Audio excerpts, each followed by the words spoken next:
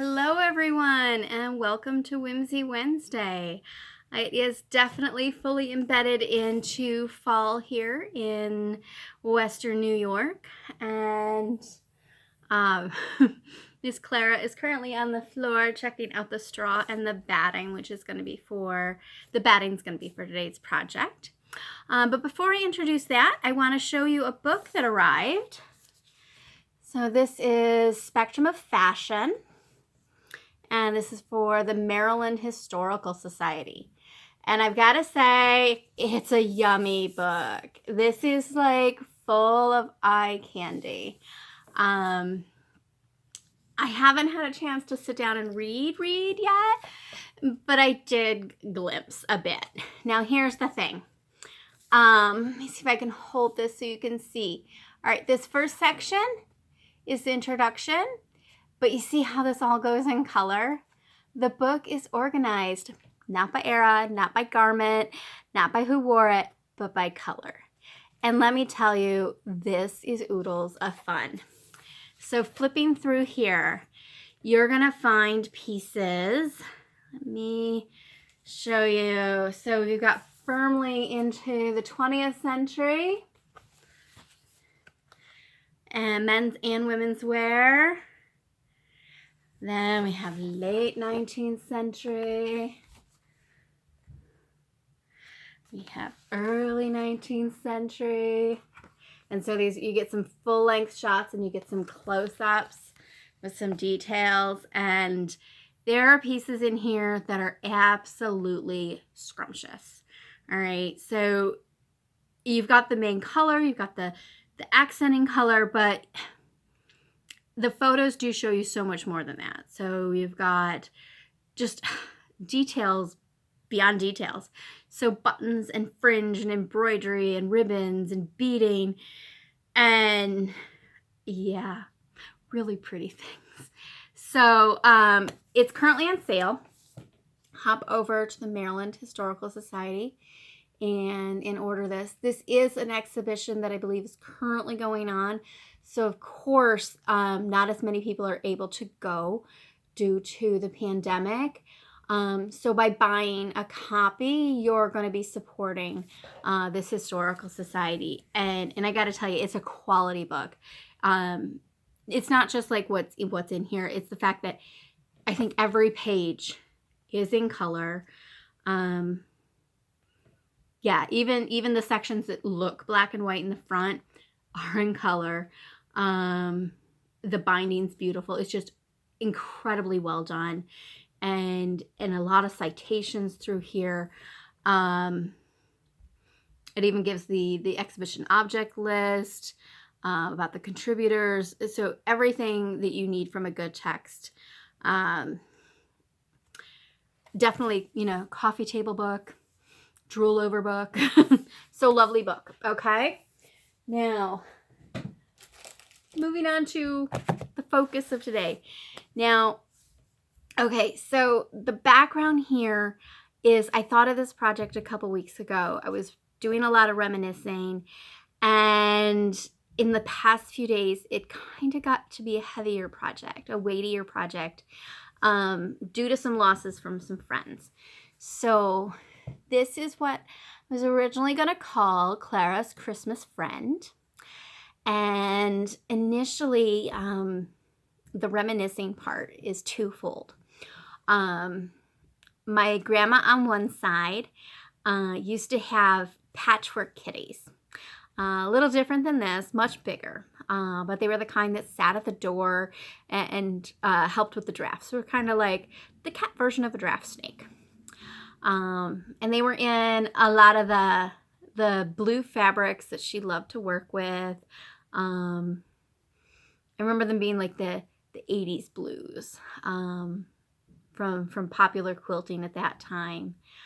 She made them in the 80s, before she got really heavily into the reproduction fabrics. And then the other memory that these little guys invoke, will stem from, is a visit with my other grandparents to the Memorial Art Gallery, MAG. And in their gift shop, they had one of the little stuffed kitties. And this was the the printed kitty standing in silhouette, turned to face you, the tabby, where the fabric was actually printed. And I didn't know then, but it was actually an artist that had created this particular kitty. And I kept that cat for years and years. I'm going to say 7 or 8 when I went. But I kept it well into my teens, and I'm not sure whatever happened to that. And I've always wanted to get another one. So, like I said, a few weeks ago, when I was thinking of different projects I wanted to do for sharing the spirit, going into the holidays, trying to help people do some connecting and some creative things in the midst of COVID and the pandemic and everything. One of the things I was thinking about doing was something like this, and then another one that's coming up. And so I got going on sketching out the pattern, and this little kitty was the first one. So this is the rough draft, the prototype, and she got her little drawn face. And I keep changing my mind. Part of me wants to put patchworks over her, and part of her loves her little face just as it is. So maybe I'll patchwork around her face. We shall see. But I was really delighted with how her tail curves in on herself, and it really works well in the wool as well. So initially what I was thinking was, okay, I'll do the kitties up in wool and then in, quilter's calico. And so I had my friend Patty pick out a fabric that kind of reminded of tabby kitties. And this was perfect. I love the swirls. And I tried it in 2 different directions.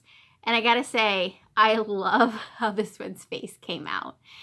Because that almost lines up perfectly where the nose should be. And this one has the swirls that actually go vertically instead. And I like that as well. It's really hard to decide which side you want to have be the front. So once I worked on those, I remembered that I had some of the fabrics from Family Heirloom Weavers, and I gave them a try, and oh my goodness, I love how these came out. They are so cute. Whoop! Hi! We're checking out your friends. Yeah. Your butt's on camera. Aw. So somebody has really been like cuddly since I've been spending so much time back at school lately. You want to sit on my lap? Here, let's do this. We'll put this over here. We'll put you on my lap. Come on, let's go. Let's get your paw out of my shirt. There we are. You want to be a lap kitty? She prefers to sit up here. We've never quite figured out just sitting on the lap very well. So yeah, she's 5, 6, and we're still working on that. All right, so initially my plan was to embroider their little faces and give them little ribbons or scarves or collars and have them, hey. Oh, really? That's what you think you're going to do. And have them have some holly and some berries and some bells that arrived. So today, oh, wait, I was going to say, the other thing I thought of once I got these little kitties done was to do button faces. And I'll get around to that. I think we're going to do a 2-part video. One today and then one for decorating. So, okay, originally I thought of doing these, it was about 2 weeks ago, give or take, and in the last few days, I've had a couple friends that have lost their fur babies, and, okay, there may have been a sobbing me at school when I read one of the messages today, and I put quite a dent in my Kleenex box.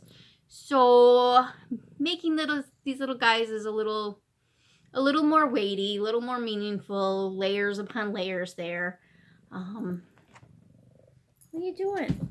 So let's go ahead and take a look at how to do these. And they're like ridiculously easy. This is definitely one of those feel-good projects, okay? So you're gonna need a fabric. Basically, don't do anything stretchy. So no knits, nothing lycra. If you have some of the family heirloom weaver remnants, that's awesome. I can tell you this wool, which is a thicker wool, was really difficult in the tail. So if you have any difficulty with your fingers, I would say don't do a wool, do a quilter's cotton. That'll be easier to turn right side out. Okay. And you're going to need roughly, what did I figure? 16 by 11. Okay. So, basically 2 sheets of paper size, or if you do like a fat quarter, you can probably get 2 kitties out of a fat quarter. And then you're going to need some pasteboard. You'll end up doing 2 pasteboard circles. Okay. So I'll put up the PDF on the blog, and that's going to include a kitty and a circle. Okay. Now keep in mind, these do not have seam allowances, and I'll show you why. For this one, I want you to cut right on the inside line for the pasteboard and around the outside line for the fabric. For the kitty, how I was doing this, and this is horribly sloppy in some people's opinions, I'm sure, I drew the kitty right on the fabric. Okay.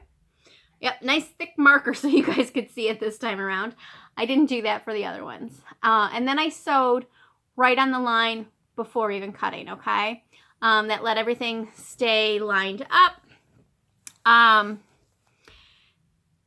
it's just a, I don't know, relaxing different way of doing it, okay? For the woven fabrics like this one, I ended up going back around with a zigzag stitch. Okay, I do not use the machine very often, and I definitely don't use the zigzag stitch very often, but I thought it would be nice for this, just in case there was some raveling, and I have not had a problem with that. So like I said, I did all the sewing first, and now I'm going to go back through and cut. Let's see how much of this I can actually do on camera. And I'm giving myself between 1/4 and 1/2 inch seam allowance as I cut this back down. Okay.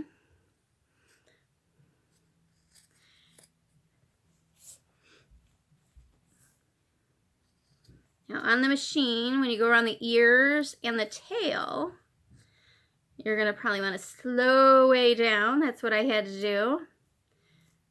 So the funny thing is there's a couple spots on these kitties where moments ago Clara was headbutting me at the machine. It's kind of cute. So also in the millinery room right now is the big bag of wool I brought home. So she was walking around that, meowing, meowing, meowing.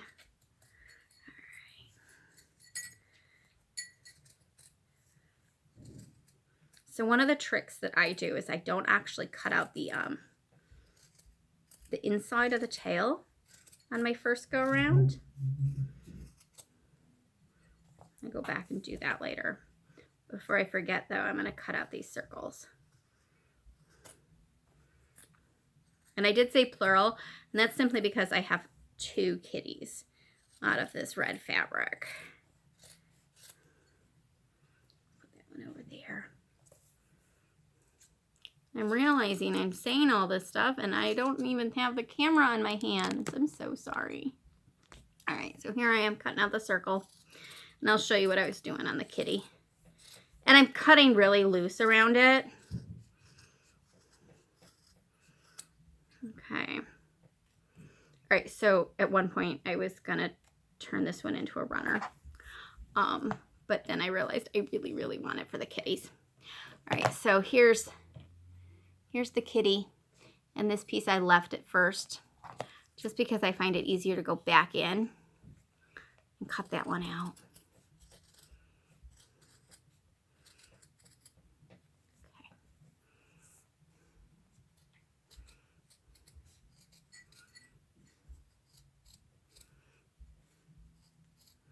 This pattern design and this blue one over here, I'll show you in a second, This one, both are family heirloom weavers, but they remind me a lot of my grandma. She had these woven tablecloths, and their work reminds me so much of that. All right.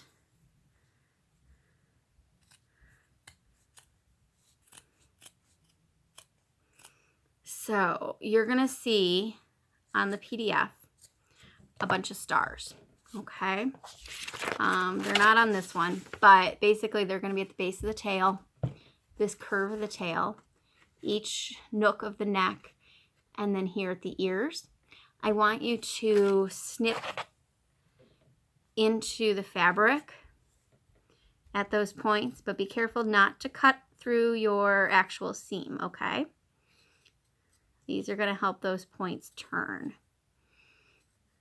and lay flat.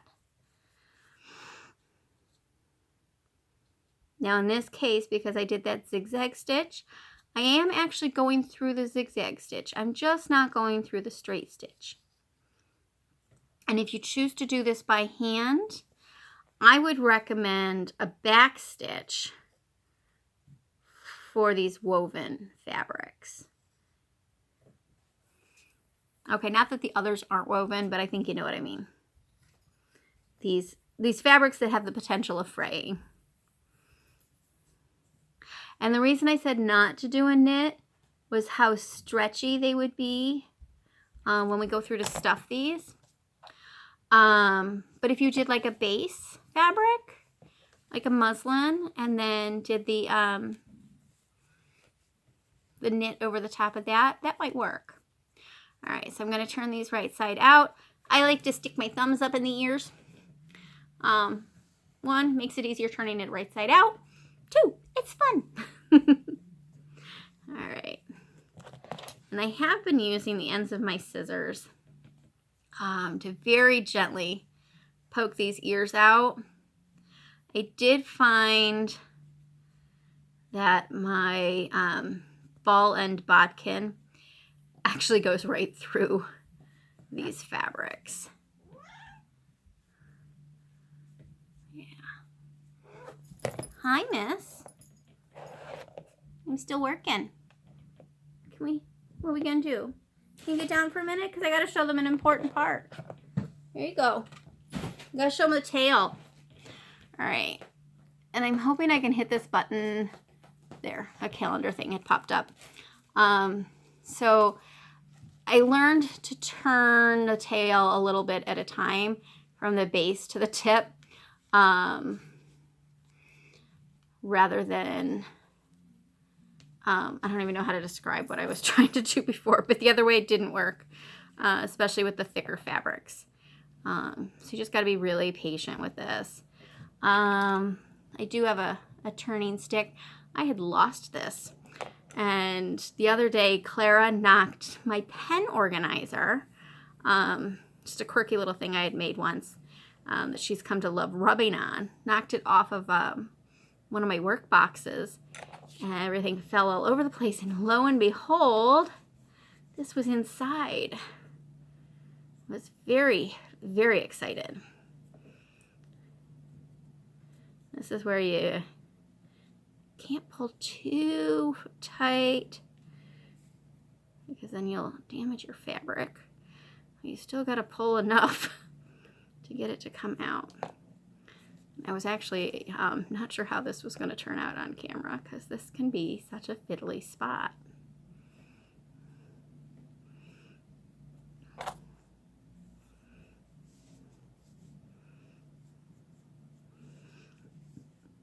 Okay, so another thing I like to use, hair stick. Somewhere around here I also have one of those purple things. That's really good for stuffing.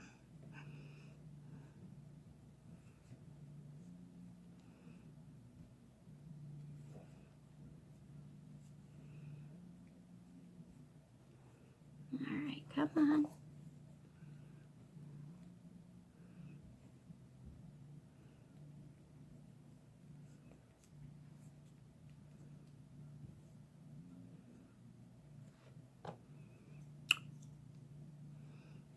about that trying to do this on camera.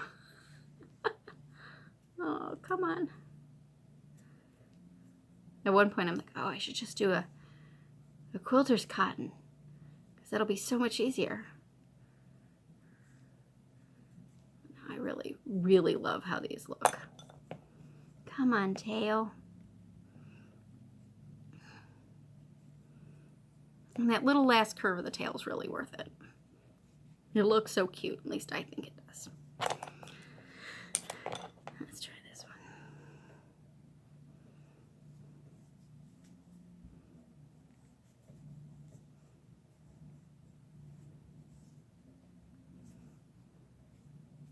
Did I say to leave the bottom open?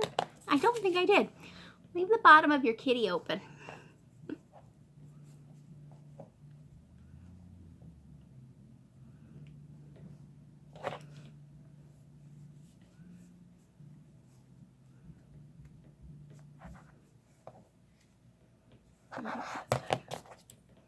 Oh, this is funny.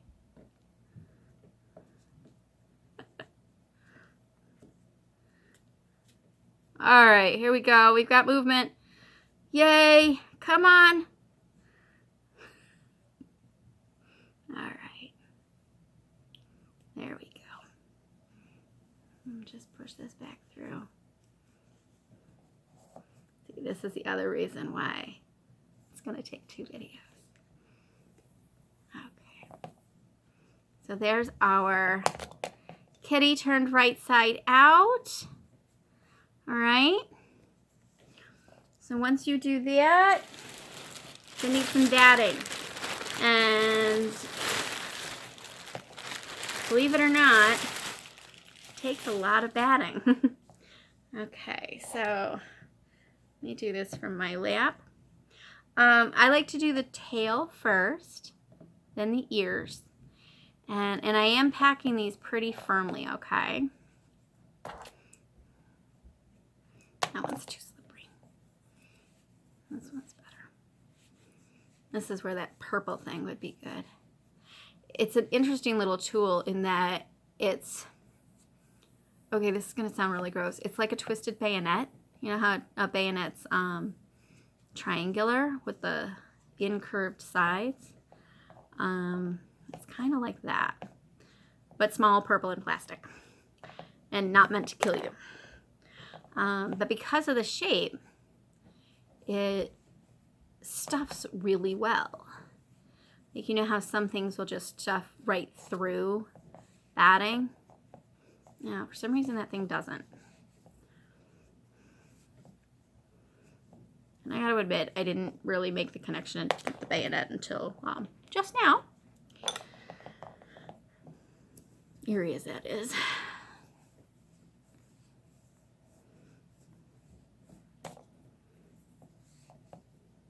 Okay. And you want these fairly firm, but not stiff in the tail area, because it wants to curve over naturally. The base is the one of the keys to that. I just kind of keep stuffing and stuffing and stuffing. All right, so as I'm chopping off my head, I do want to share that one of my goals is to get an additional camera so that I can have an overhead camera and then a camera that still stays on me. So you can simultaneously see what I'm doing and me talking to you. All right, so that's about the tail. You can see it's starting to curve. Now for the ears.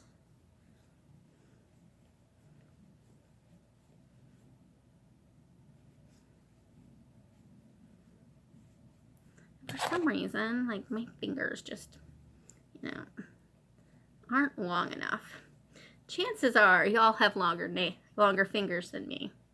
Probably longer fingernails too. Sewing straw and fingernails don't go well together. Like, a good thumbnail is very useful in straw, but they dry out and splinter from the straw itself.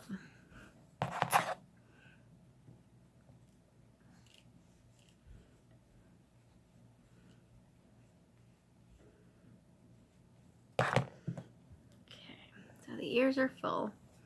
And then we get to do the head. All right, and this is where I've discovered stuff it until you think it's full, and then stuff it some more.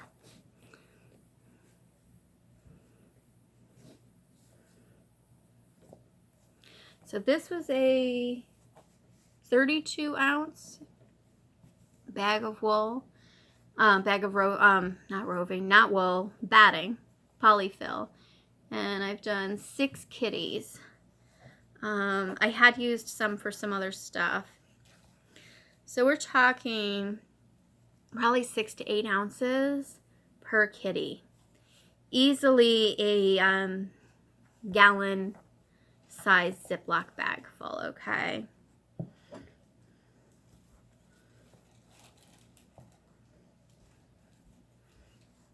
Somebody's playing with the polyfill bag. Be careful. Now this is the kind of project that you might be able to do the bases and then as a family dress the kitties. I'm realizing my ears kind of sagged there. I'm using my scissors to poke it back up. So you could easily make a bunch of kitties and then go back through and decorate and dress them as a family. You could decorate according to a kitty's personality. You could decorate for a holiday, have a Halloween kitty, have a Hanukkah kitty, you could have a Christmas kitty, New Year's kitty. Oh, an Easter kitty would be cute. Totally do a 4th of July kitty. Yeah. Just keep stuffing. Realizing I've got another kitty cut sewn over there and I'm not going to have enough wool. Enough roving. Good thing someone ordered me a bunch. Gotta say, love my local quilt shop.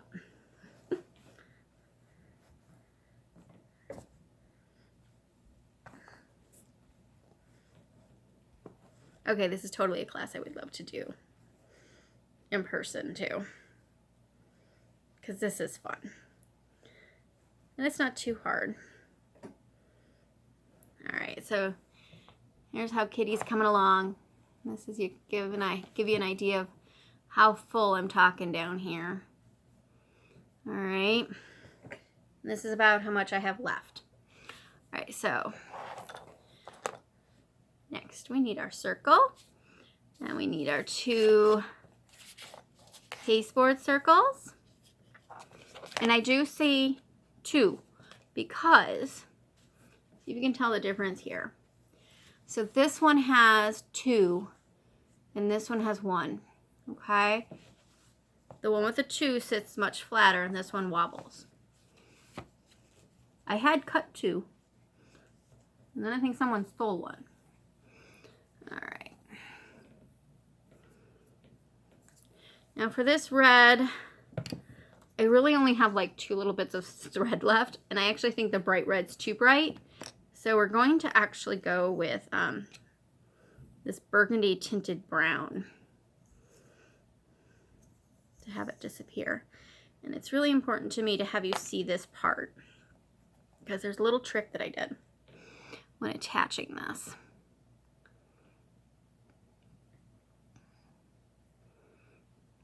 Here's where I'm supposed to pre-thread these, you know, before I do the videos. Looking at the time, we're going to go over half an hour. Sorry, this one's so long, folks. It's a good thing I'm doing it when I'm doing it so I can upload.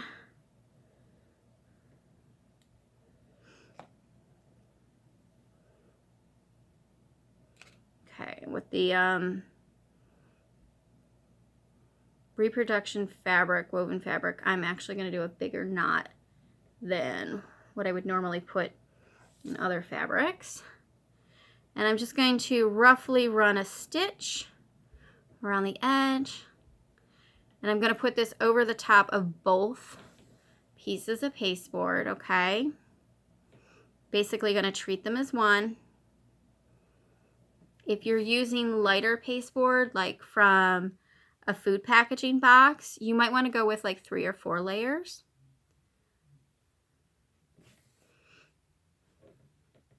Oh, and at this point, if you want to put a weight in the bottom of your kitty, do that. You could put a rock. You could put, what are those things from the hardware store? The round things. The ring-like things that go over the bolts before the washer. Maybe it is the washer. I know this, really I do. I'm just like forgetting the word. Somebody give me the word. Oh, I feel silly. Okay, it's been a really long day. Okay, it's been a lot of really long days. All right, so I've gone all the way around. Really quick, easy, rough stitch. Okay, so I'm putting my circles in the middle. It's gonna gather this in. And that's where that knot was important that I just ripped out. Nuts. Of course it did it on video. I just want to get this edge in then.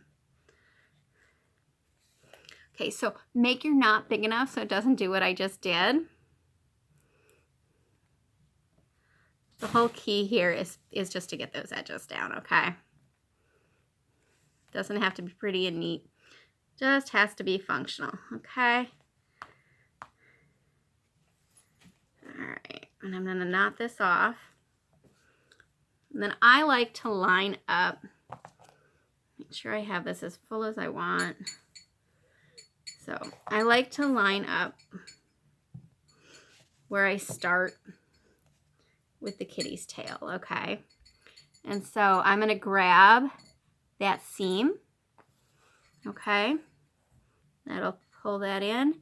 And then I'm gonna grab just a bit of the fabric that goes around the pasteboard, okay? And so I'm gonna do one round with a really wide stitch, like somewhere between a 1/2 inch and an inch, okay? And I'm just coming straight up through, catching some of the kitty fabric, and then catching some of the base, okay?